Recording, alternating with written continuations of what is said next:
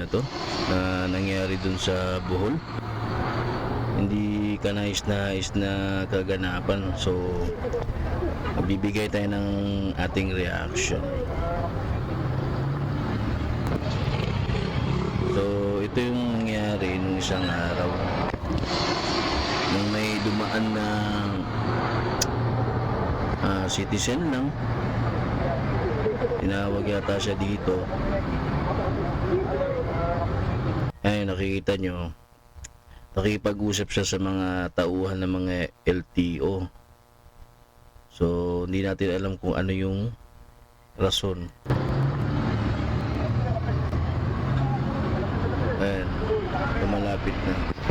Adunay komosyon na LTO versus. So sabi sa video, may nangyaring komosyon bot sa pagitan ng LTO at ng citizen o nung tao.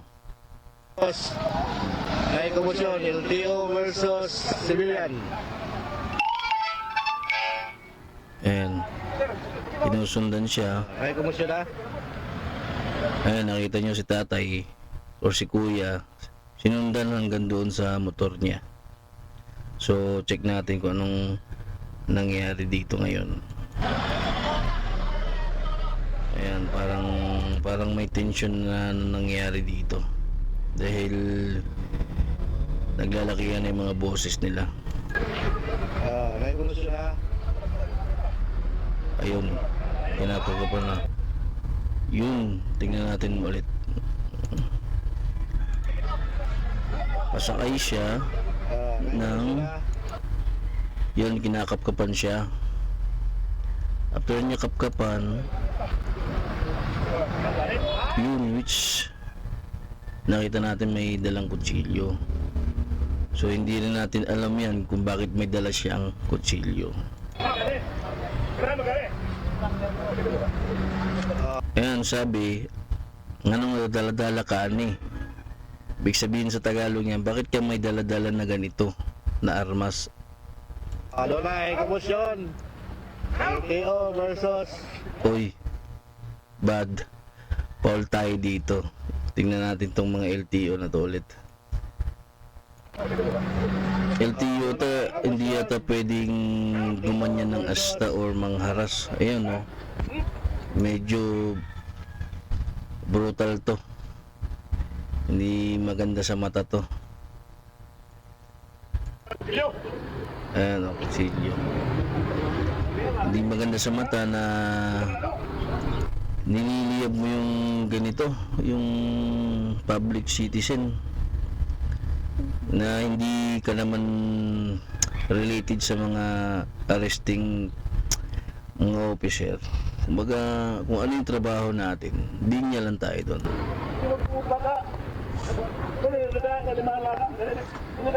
Ayun, no, kawawa na yung tao.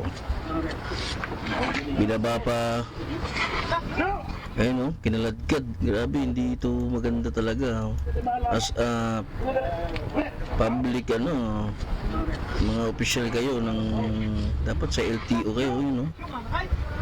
Masakit sa mata to pag nakarating ito sa mga kinauukulan o sa mga netizens natin. Tulad natin, tayo, nagbibigay lang tayo ng reaction base sa nakita natin. Dahil hindi natin talaga alam kung anong nangyari, anong punot dulo. Ayun, kinaladkad, oh. Tingnan natin ulit. Ay, grabe yung kaladkad na yun, eh. Naku, masakit sa pit yan, oh. Parang may edad na rin si tatay, oh.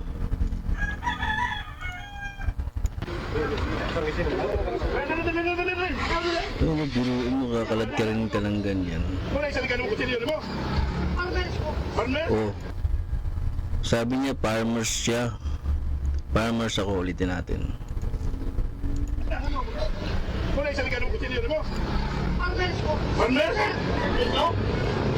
Ayun, sabi niya, farmers siya. Farmers. So, hindi ba maintindihan ng LTO to?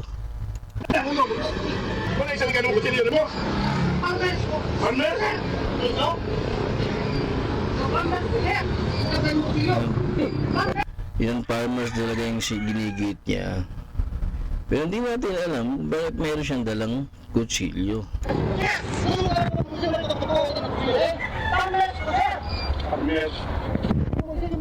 Pero hindi naman natin alam kung anong reason ni tatay din talaga. Bakit meron siyang dalang kutsilyo.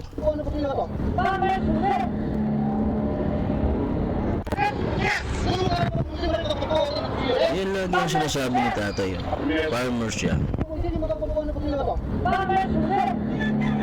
So yun lagi yung sinasabi niya bakit siya may dalang kutsilyo. Farmers daw siya. Sa bagay, kung farmers tayo, minsan may dala-dala tayong guna o gulok na hindi natin alam, bawal pala dalhin yan sa public. Pero hindi ko alam, meron din namang nagdadala ng mga intact publicly. So yun, di sila natatakot dun.